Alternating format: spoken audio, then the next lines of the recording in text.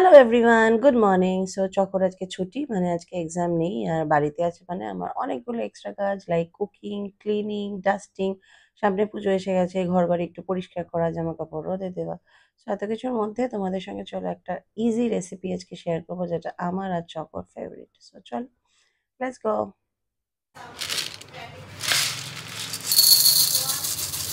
So প্রথমে যেটা করবো সেটা হচ্ছে ছোলার ডাল আর সামান্য একটু মটর ডালকে 4-5 আওয়ার্স মতো জলে ভিজিয়ে রাখবো। আজকে বারান্দায় গিয়ে দেখলাম প্রচণ্ড সুন্দর একটা রোদ এসছে, ঝলমলে আকাশ। এই সময়টা দেখলেই মনে হয় যেন পুজো এসে গেছে, তাই কয়েকটা জামা কাপড় একটু ঝটপট করে রোদে দিয়ে দিলাম। বাচ্চাগুলো স্কুলে না গেলে মায়েদের এত কাজ থাকে যে মাঝে মাঝে মনে হয় স্কুলে গেলেই ভালো।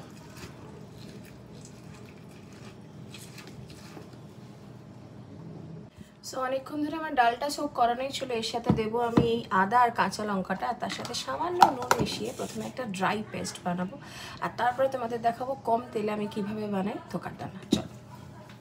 সো আমরা সবাই জানি যে ভেজ রান্না ঠিক করে করতে পারলে কিন্তু খেতে খুব ভালো হয় এবং আমিষ রান্নাকেও কিন্তু হার মানায়। আর ধোকার ডালনা মানেই কিন্তু অনেকটা সময় সাপেক্ষ, কিন্তু সেটাকে কম সময় এবং কম তেলে কিভাবে করা যায় সেটা আজকে তোমাদেরকে দেখাবো।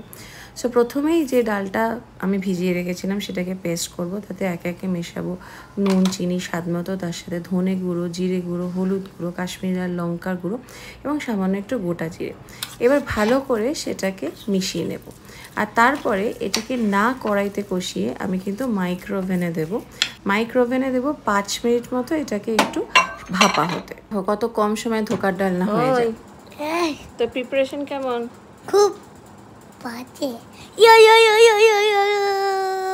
সো দেখতেই পাচ্ছ খুব সুন্দর কম সময়ের মধ্যে কিন্তু ডালটা খুব ভালোভাবে বেক হয়ে গেছে, টেক্সচারটাও খুব ভালো এসছে। এবার যেরকম বরফির আকার এটাকে পিস পিস করে কাটতে হয় সেরকমভাবে কেটে দেবো। আমি আজকে কিছুটা রান্না করব আর টিফিন বক্সে কিছুটা ভরে রাখবো। এটা কিন্তু প্লেন ধোকার ডালনা না করে যদি তোমরা ডালের সাথে নর্মালভাবে ভাজা করে খাও সেটাও কিন্তু খুব ভালো লাগবে, ভীষণ কম সময় লাগে।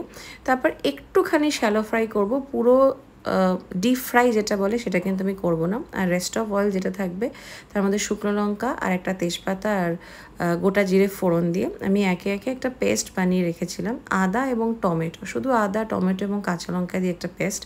সেটা দিয়ে যখন আস্তে আস্তে একটুখানি কষিয়ে তেল ছাড়বে তার মধ্যে আমি একটু সামান্য দই অ্যাড করব এবং নর্মাল মশলা মানে হলুদের গুঁড়ো, জিরের গুঁড়ো, কাশ্মীরি লাল লঙ্কার গুঁড়ো, জাস্ট এই মশলাগুলো একটুখানি অ্যাড করে ভালো করে ফোটাবো। আর ফুটিয়ে নিয়ে আমি কিন্তু যে ধোকার পিসগুলো রেডি করে রেখেছিলাম সেগুলো এখানে দেব। একটুখানি বয়েল হওয়ার জন্য সময় দিতে হবে যাতে মশলাটা ধোকার মধ্যে ঢোকে।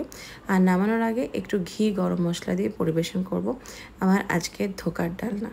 খুব ইজি একটা রেসিপি এবং সময় ভীষণ কম লাগলো এবং তেলও কিন্তু তোমরা দেখতেই পারলে ভীষণই কম লাগলো।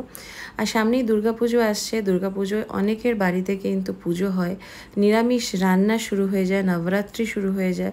সুতরাং দুর্গাপুজোর সময় এরকম একটা ভেজ রেসিপি তোমরা ট্রাই করো আর আমাকে জানিও কেমন লাগে।